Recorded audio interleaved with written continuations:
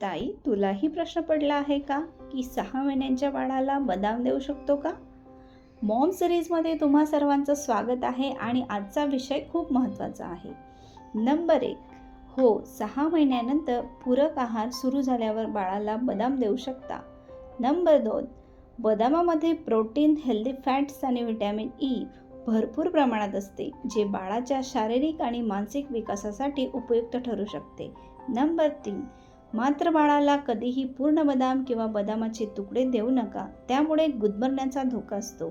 Number 4, बदाम रात्रभर भिजवून ठेवा. सकाळी त्याची साल काढा आणि अगदी बारीक पेस्ट तयार करा.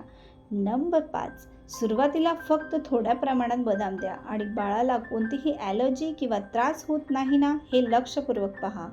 नंबर 6, जर पुरळ, खाज, उलटी किंवा इतर ॲलर्जीची लक्षणे दिसली तर ताबडतोब डॉक्टरांचा सल्ला घ्या. ही माहिती उपयुक्त वाटली असेल तर व्हिडिओला लाईक करा, शेअर करा आणि चॅनलला सबस्क्राईब करायला विसरू नका. भेटूया पुढच्या मॉम सिरीजमध्ये. Happy parenting. बाय.